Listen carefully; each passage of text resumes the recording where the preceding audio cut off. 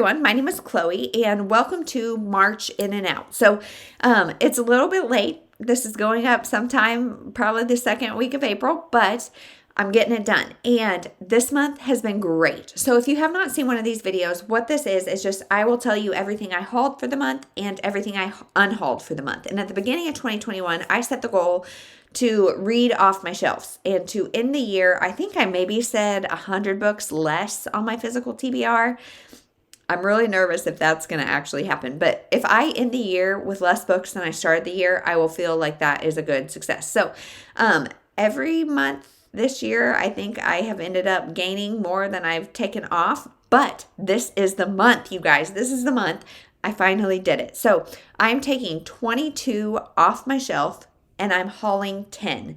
So all these 22, they are not all books that I'm like physically unhauling. I read 19 off of my shelf. And so I'm counting all 19 of those because they are not on my TBR shelf anymore. They are either on my red shelf or unhauled. And so I read 19 off my shelves. I'm unhauling 3 without reading them. And total, I think I'm unhauling 9. So let's just get into it. I'm going to switch things up a little bit this time. And normally I do my unhaul first, but there's 3 actually that I hauled this month and unhauled. So I'm going to go ahead and show you my hauls first, and then we'll talk about the unhauls. So the first set of ones that I'm hauling are ones that I have purchased myself, either through Facebook swap groups or thrift books. So you guys, story time. There was a book on that it was like called Go Mama Go or something about a mom who likes to run and her little girl who helps her. And I saw it. I can't even remember where I saw it. I think I heard about it on a podcast, and I was like, that would be so fun because Ainsley loves to work out with me. And so I thought that would be really fun. So I got on Amazon and stuff to see, and it was like $60 for a children's book. And so I was like, forget that. I got on thrift books and it was like 2 or 3 or maybe 4.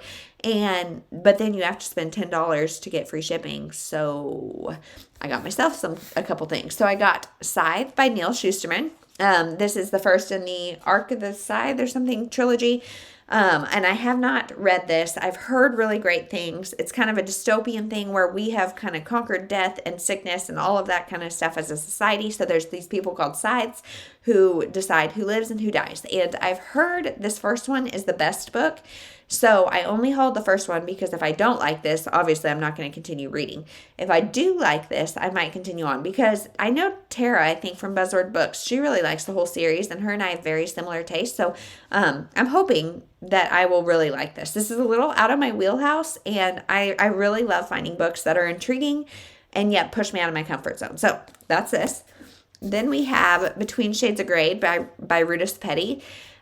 This one is one I actually don't. This one I know. I don't really know a whole lot about this one except that Rudis Petty's does historical fiction in a way that nobody else does, is what I have heard. So she takes context or things that you may not know about and tells you a great story. And she also does it with short chapters. So this one was the cheapest one on thrift books, and so this is the one I got. Next is 2 that I got from the swap group. So I have Never Let You Go by Chevy Stevens. And this one is my first Chevy Stevens.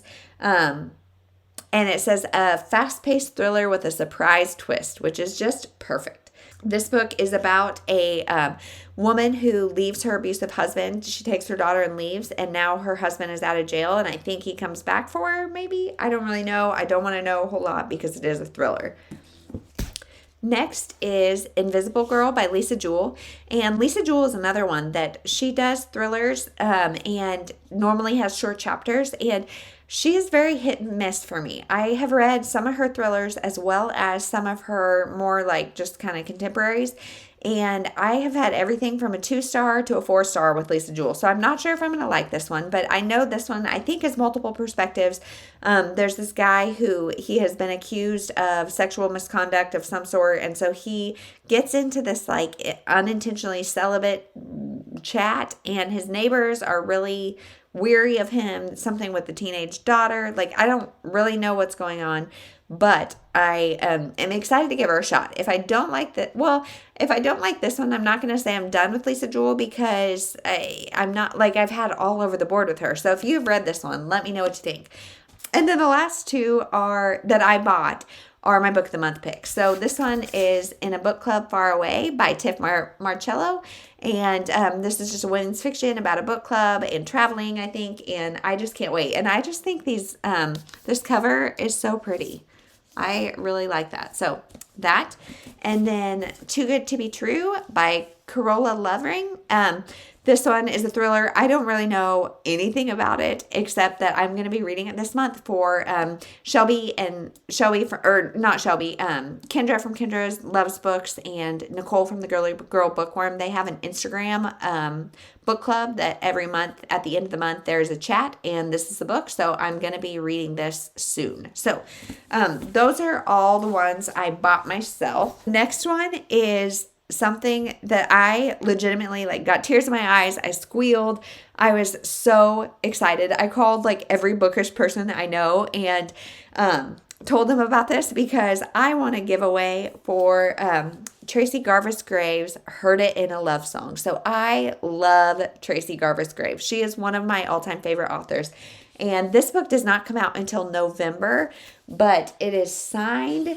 It's just, it's beautiful. And you guys, I got 2 copies because the giveaway was tag your friend or something. And so we got 2 copies, one for my mom and one for me. However, I think my sister's going to buddy read it with me first. And so, this is just so exciting. So this is about a woman who I think was a former musician and then her relationship with her daughter's music teacher.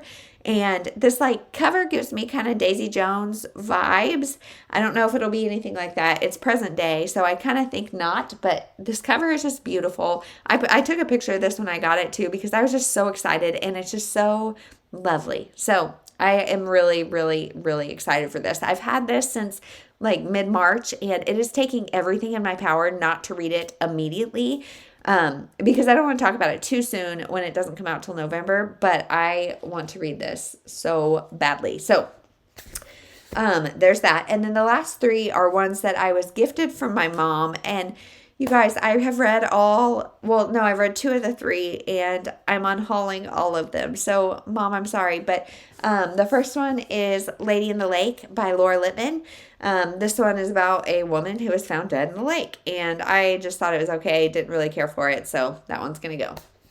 The next one is The Whisper Network by Chandler Baker. I keep calling it The Whisper Network, and it's just Whisper Network by Chandler Baker.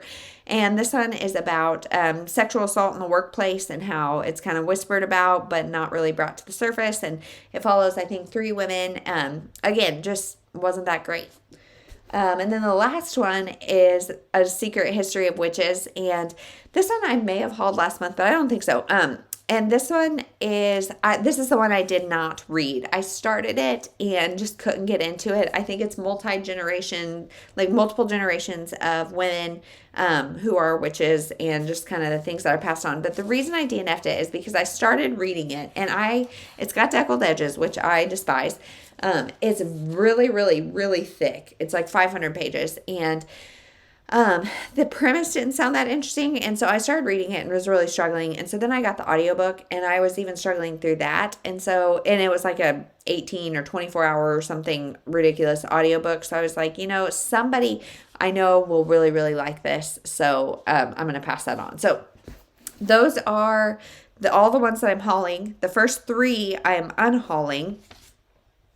So now let's get into the rest of the unhauls. These 2 I did not read. I was just going through my shelves because if you guys don't know, we are moving sometime, hopefully soon, as soon as we find a house. And so I've really kind of been looking at things what can I get rid of? And so I went through these, and these 2 are both Fern Michaels books that either I just am not interested in the premise or I read some reviews and didn't think I would like them. So The Delta Ladies and Wild Honey.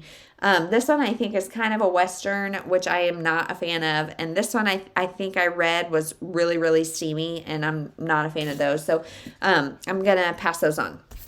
Then these last 4 I have read and I'm unhauling. So The Brightest Star in the Sky by Marian Keyes. I actually DNF'd this at 40%. This was my first, I think, DNF of the year. And it had so many problematic elements in it that it was just disgusting to read about. There was transphobia. There was racial issues. Then there was an Al-Qaeda joke. And that's where I was this is too much. And so I am going to let this one go. And I think I'm done with Marian Keyes, honestly. I don't know. I really liked the Walsh sisters or Walsh family series when I read it, but I'm really scared to reread it because I have not liked anything from her in a while. So that is going. Next is The Queen of Everything by Deb Coletti. And I was at a fill a bag sale, for $5, you fill a bag, and there were 2 Deb Colettis. And I had read A Heart and a Body in the World, and so I grabbed the other 2. This one is The Queen of Everything, and it was not good, you guys. I don't actually remember a single thing about this, and I read it sometime in March, and I just remember as a whiny teenager and nothing good out of this one for me. So done with that, and I'm like terrified to read the next one, and it's got really low ratings on Goodreads. So if you've read any of Deb Coletti's other stuff, let me know what you think. Is there anything worth reading? Should I just unhaul it? I don't know. Next is Erotic Stories for Punjabi Widows. And this one I buddy read with Rainy from Rainy Day Reads. And this one started off really strong. It is about this Indian woman who she lives like a very Western life and she likes it that way, but then she gets this job teaching creative writing to some Punjabi widows, obviously. And what she finds out is that they're actually illiterate and they just want to tell their stories. They're not worried about like learning how to read and write. They just want to tell their stories and have somebody else write it. And they find her with an erotica book. And so they start telling these erotica romances. And there were just a lot of threads started in this. There's like a murder mystery. We hear about our main character and her sister's relationship, but that doesn't go anywhere. The murder mystery is kind of weird. Like there's just a lot of threads started, and I wanted something different out of this book. So this book definitely has an audience. It just wasn't for me. And then the last one is An Abundance of Catherines by John Green. So this is one of John Green's older books about this guy who has dated 19 Catherines. And he is trying to make relationships into like a mathematical equation. And so this is very typical John Green.